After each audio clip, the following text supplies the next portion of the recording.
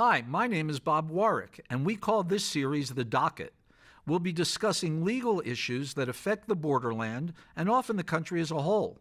Our hope is to present these issues in a clear and concise and understandable format, but as always, I need to make the disclaimer that neither I nor anyone else involved in the program is giving legal advice. These programs are informational only and hopefully will spur conversation about the topics we discuss. For those of you who are new to our viewing audience, I want to let you know that we tape our programs at the El Paso Community College television studio and depend on the college not only for the physical space it provides, but also for the intellectual and educational support it gives us. So thank you, EPCC, and let's get started.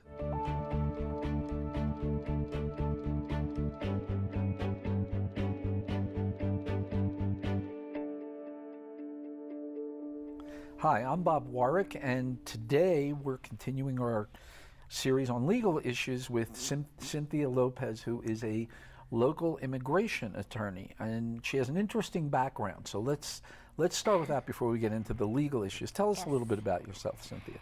Yes, well, thank you for having me. My name is Cynthia Lopez. I'm an immigration attorney here in El Paso. I'm from El Paso. I went to school in Chicago, lived up there for 9 years, and then came back in 2011 and started my own practice. Did you do immigration up in El Paso? In Chicago? I'm sorry. Yeah. In Chicago, yeah. No, well, actually, I pretty much straight out of law school, so I was looking for something up there. I wasn't really finding anything that I wanted to do. So I decided to just come back and do immigration here. Up there, I had done some criminal. I had clerked at the Cook County State's Attorney's Office. Right. So I was in the felony trial division, and going to court every day and seeing that must have been an experience. Murders. Yeah, I was like, I don't know if this is what I want to do for the rest of my life. So. And you went to DePaul? I went to DePaul Law. Mm-hmm. And how did you decide on doing that? I was living in Chicago, and as you know, Chicago's amazing and beautiful, and I loved it, and I wasn't ready to leave. So I applied to DePaul, and it was kind of like, well, let's see what happens. I was kind of not completely sold on law yet, but I said, let's see what happens. They accepted me, and the rest is history, I guess. Well, I have a connection to Chicago too, and I really do enjoy Chicago. But let me tell you, every time I get back here and get off the plane, I smile. Yeah. I mean, I just think El Paso is one of the most wonderful places that you could ever live. The people, the culture, just the whole ambience of this area is insane. Yes, I do love El Paso. Yeah, I don't have any intention of leaving anytime soon. And I'm assuming that since you do immigration, you are bilingual, is that right? Yes. And that is almost a given that you would have to be. If probably. I mean, I would say about 90% of our clientele is Spanish speaking. What happens if it's not a Spanish speaking client? What if it's a Russian speaking or a Czech speaking, or what do they do for interpreters in that regard? It kind of depends. If it is a client that's detained, we have to get special permission in order to either bring an interpreter personally, or we can make calls, but we do have to get special permission from the detention centers, and then we have to find an interpreter on our own. So really? It is a little bit complicated, especially if they're detained in places so in El Paso we have 3 main detention centers. So we have the El Paso Detention Center, we have Otero, which is about 40 minutes away in Chaparral, right, and then we have Sierra Blanca, which is a lot further. And in Otero, it's a little bit difficult because if we have somebody who speaks a different language, it's very difficult to get permission for interpreters. And it's even harder to get somebody to come personally to interpret. I find that interesting because I would have thought that would have been a right somebody had. If they have to appear in front of a judge, have to be able to communicate, but that's not the case. Well, when they actually go to court, they do. We have interpreters that have to be there for the judge to communicate with them. We can waive interpretation, but generally the judges do like if they need to speak to the detainee that they have an interpreter, but that's not always an in-person interpreter. Sometimes it's by phone. Right. Yeah. Well, at least it's an interpreter, right? Yes. Right. Well, we do have issues. The biggest issues come about when you start talking about the indigenous languages. So we have a lot of clients coming in from Guatemala, Honduras, and there's a lot of really small indigenous languages. Right. We get a lot of Mom, There's a couple other types of languages that they have interpreters. There is, but once in a while you get one that no interpreter available. There is no interpreter for this language, things like that. So it can get complicated. How do you handle that? Well, we're usually able, with even with the indigenous languages, to have a little bit of Spanish communication. But in court, it's up to the judge how they want to handle it. You know, we'll ask for bond, we'll ask for termination, whatever we can do to try and get them out, because it is an issue. Sure. Before we go forward, I want to point out to the audience and the viewers, you actually have a podcast, correct? I do. And it is I think I wrote it down, Dream the Truth About Immigration. Is that correct? Correct. How would they get there? So, yeah, the podcast is called Dream the Truth About Immigration. We started it about February. It's available, dreampodcast.net is the website. You can also just Google Dream the Truth About Immigration. If you include the truth about immigration, you'll find it. We also have dreampodcast01@gmail if you want to get in touch with us. And who is we? It's the hosts are me and a gentleman named Richie Marufo. He is actually a professor here at EPCC. Really? Yes, he's a co-host of mine, and I call him a Renaissance man because he's a poet, he's a professor, he hosts an open mic series, one of the best open mic series in town. So yeah, he's my co-host. That's terrific. We should see if we could get him on this program. Yeah. That would be wonderful. Yeah. Richie Marufo? Richie Marufo. Okay. There's a lot of talent at EPCC, actually, that I think is unmined yet. Yes, there is. But a lot of good people here know a lot about their subjects. And Yes, and he's very passionate. I mean, he's always working on student papers and grading, and so I have to squeeze him in time when we can get the podcast done, because he's always a busy guy. Before I leave that, what is the podcast about? Do you just pick out a topic and that's it? Yeah, so the concept originally started as each episode would be a certain topic.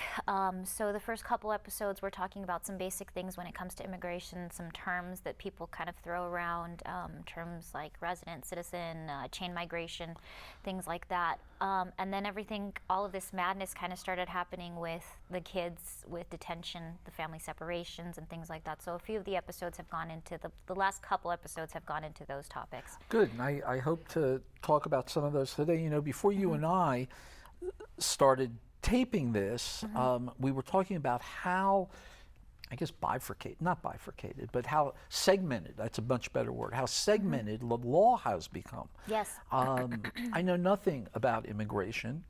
I'm a probate, real estate, guardianship, sort of mental health attorney. I know nothing about criminal.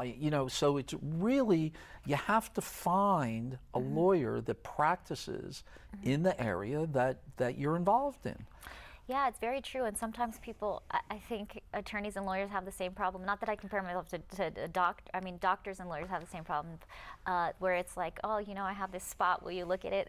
And people with attorneys are like, oh, I need help with this, and this. You're like, oh, exactly. I don't know anything about that either. Yeah. You really do have to. And you know what? It's so intricate, especially immigration. I mean, immigration and tax law, I think, are two of the most complicated areas. At least, so you really have to, do it. And in El Paso, there's a lot of attorneys that say I practice immigration, but they don't do it exclusively, and it can be a detriment to the clients. Absolutely. And clients don't realize that. Yes. So let's do this. I mean, let's get into the actual immigration law, but I'd like to kind of do it the way you were talking about your podcast, because you're going to have to speak in very simple terms for me. Yes. Certainly. Yeah. So let's talk about stuff like residency versus citizenship. Let's start there. Yes, so people kind of tend to throw around the term legal, illegal immigration a lot without really understanding it. First of all, or even the term citizen, well, why don't they just become a citizen?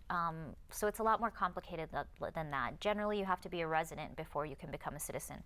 The only way really to become a citizen is either you derive it from your parents or grandparents, or you're a resident and then you become a citizen.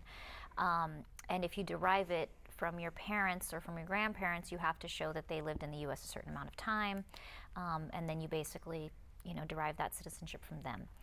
That's one way of becoming a citizen. The other way is you've been a resident for a certain amount of time, usually 3 or 5 years, and then you can become a citizen. How do you become the resident? That's the hard part.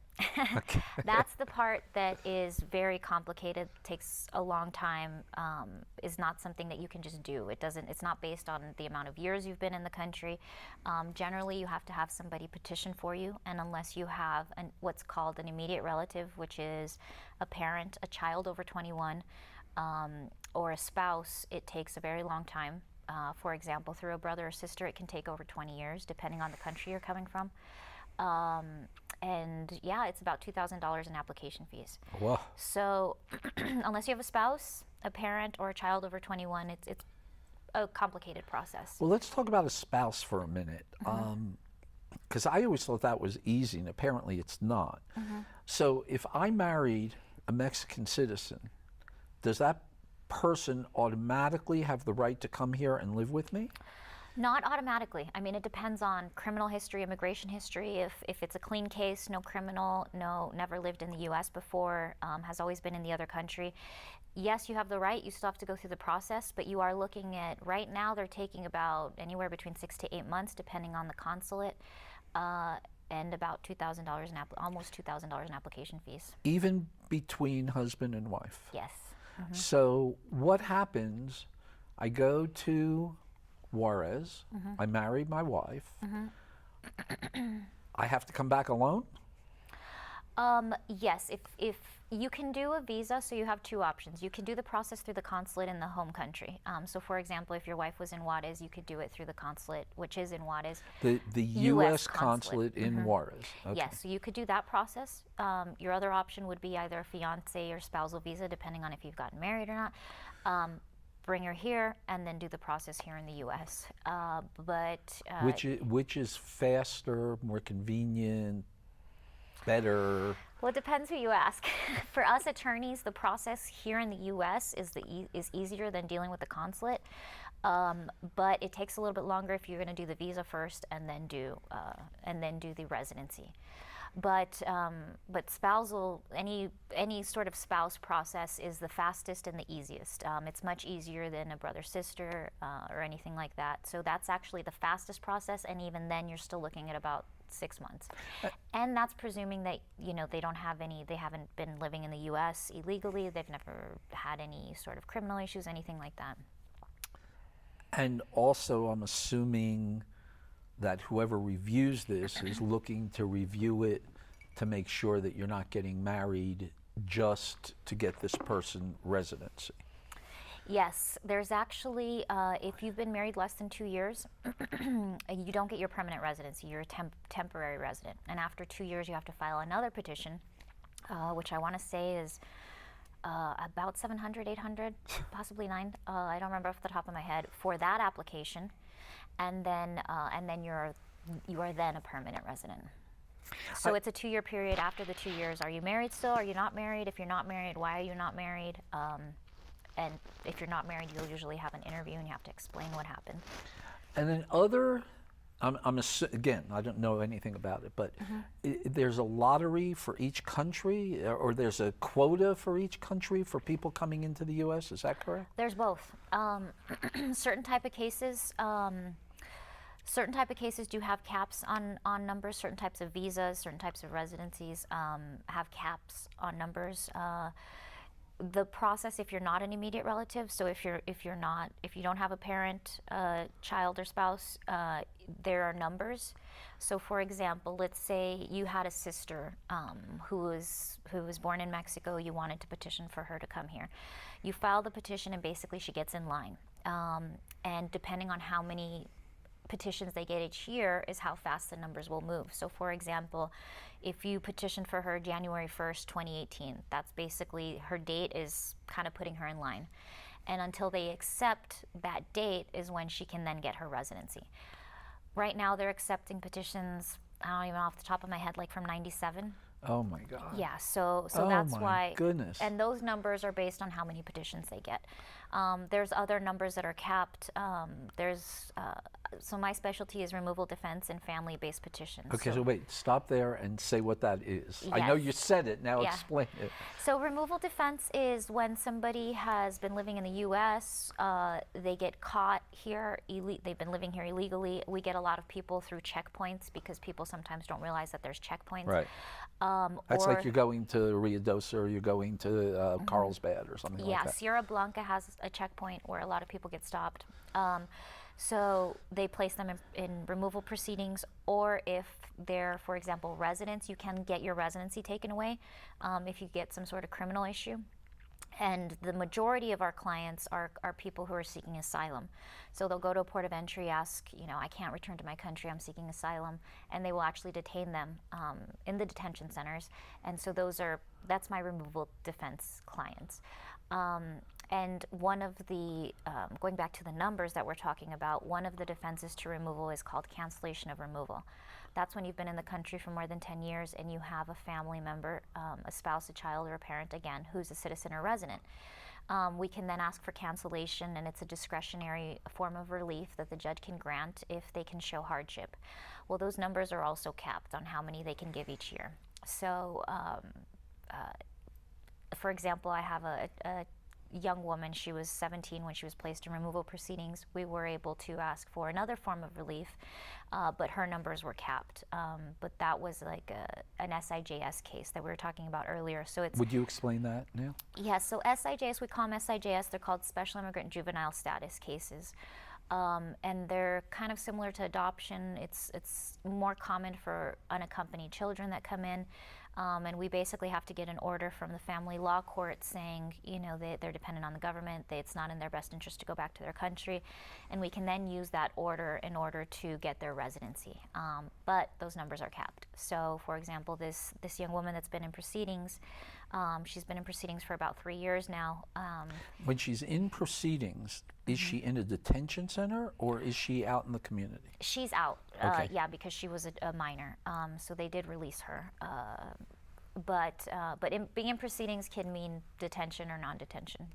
It basically just means they have to go with a judge. So, you've led us there. Let's talk about some of the really hot button issues that are going on today. And I think that particularly along the border, we probably view immigration a lot differently than people in Iowa. Yes. Or people in Michigan. It doesn't seem to be a big issue with Canadians and immigration as much as there is with South Americans or Central Americans rather, and immigration. I don't understand, and you're right, it sounds like tax law to me, so it sounds very complicated. But then, if I understood you, one of your defenses to removal is if you had a parent or a child or whatever that was a citizen. Is that correct? Citizen So or then what is the problem with DACA? Because most of these people were born here, I think, maybe not, or brought here as infants, but or maybe that's the problem. If they were brought here as infants, then there is no one that is a U.S. citizen. Is that correct? Exactly.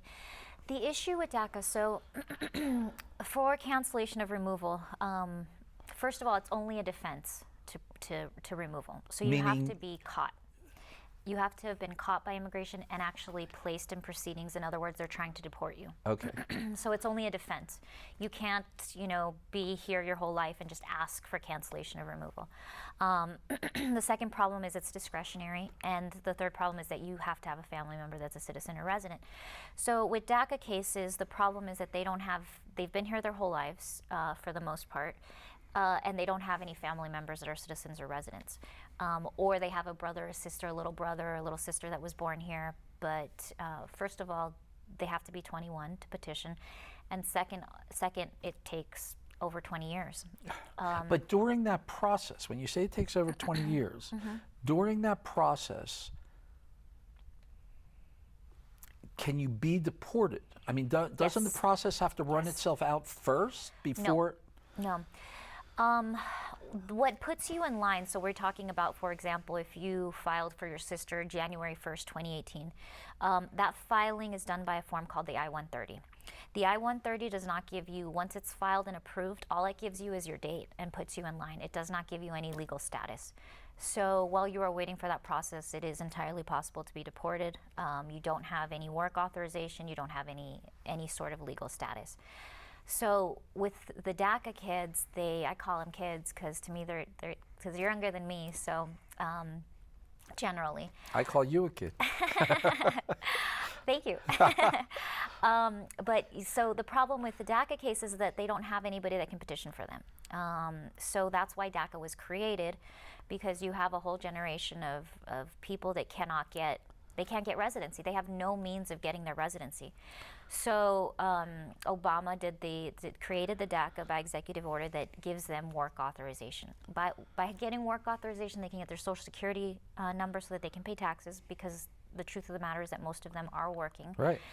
So they get Social Security numbers to file taxes, and then they also get driver's licenses, and they can enroll in school and things like that, because a lot of universities do require Social Security numbers.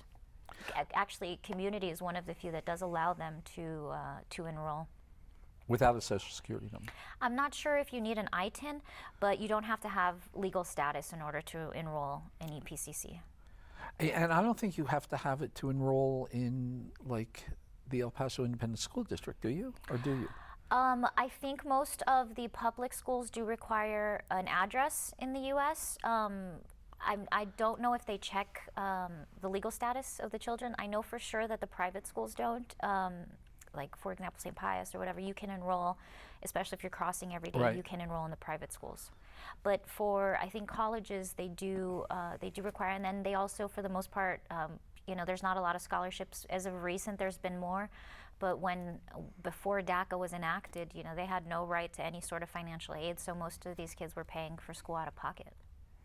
So DACA, does that protect them from being, what I was asking before, from being deported until some process is finished? Theoretically. Theoretically, DACA is supposed to be an agreement with the government. Tell us who you are, pay taxes, work, and we won't deport you. We won't deport you, but that doesn't mean they give them legal residency? No residency. No Okay. residency. They cannot become citizens. There's no pathway to any sort of legal status other than work authorization. So they're not residents, they're not citizens. There's no way for them to get that. What's the end result then? It's limbo, and we don't even know what's going to be happening with DACA. So first of all, on your question of if they can be deported, theoretically they're not supposed to be. We are starting to see that there are some cases where they have been placed in proceedings. One, if they get a criminal charge, for sure they'll be right. placed in proceedings, and they probably will get the DACA revoked depending on the criminal charges. But we have seen cases where a couple people who had DACA have been placed in proceedings. It is a concern under this administration that may be happening more. We also right now are in a complete state of limbo with DACA. As of right now, today, they're only accepting renewals. So if you had originally applied. Stop there again. What do you mean? So if you had, when DACA was in full force, I don't remember the exact dates, but basically Trump tried to cancel DACA. And so before that happened, if you had applied for DACA and had gotten approved, you can still apply to this day.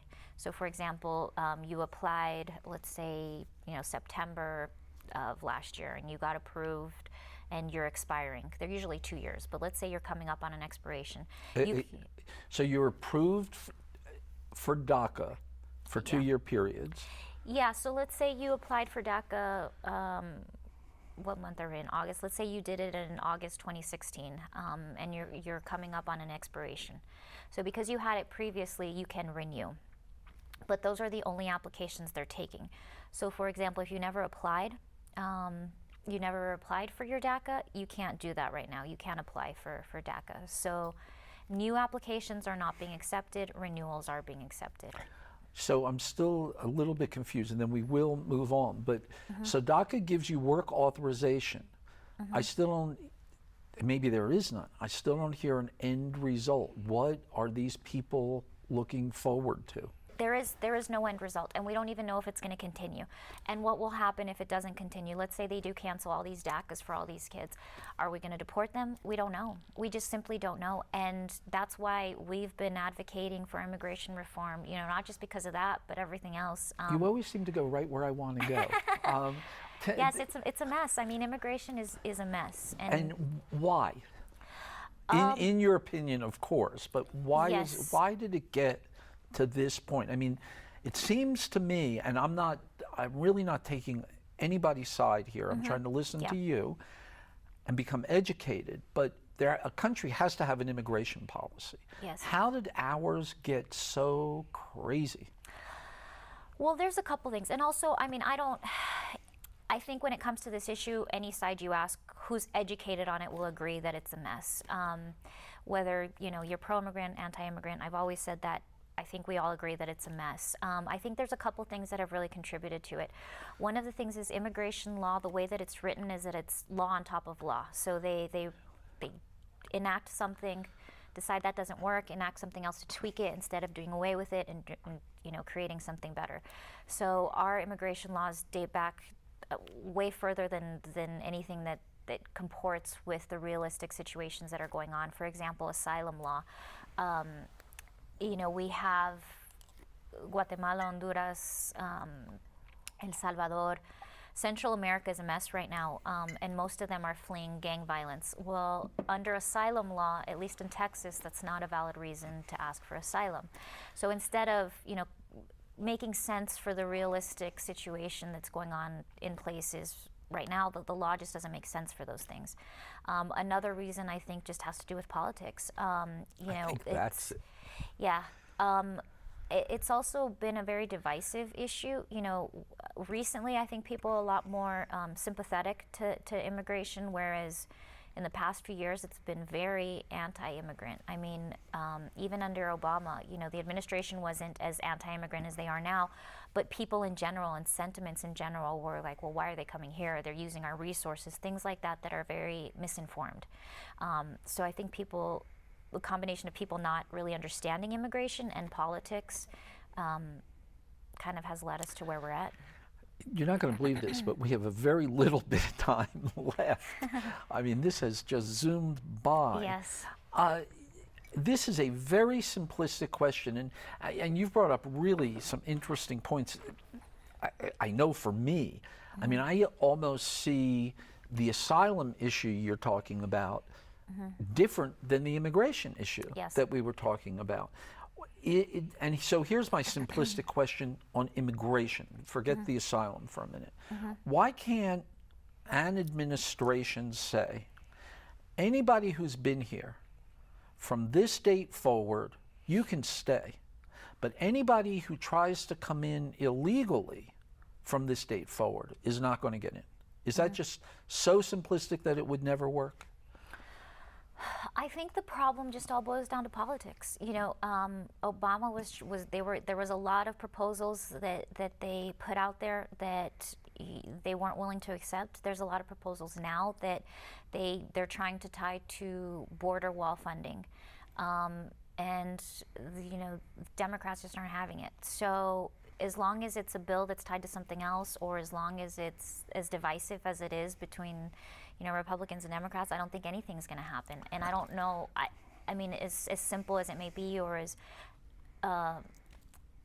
making sense as whatever, you know, they offer maybe, I don't think anything's going to happen as long as politics are the way that they are right now. Well, immigrants built this country. They're going to have to figure something out, because certainly can't maintain the status quo. But I need to thank you for coming. Yes. I'm sorry I'm cutting us short like this. This was an amazing, amazing program. Thank you for giving us all this information. Oh, thank really you for appreciate having it. me. Yes, Thanks. thank you.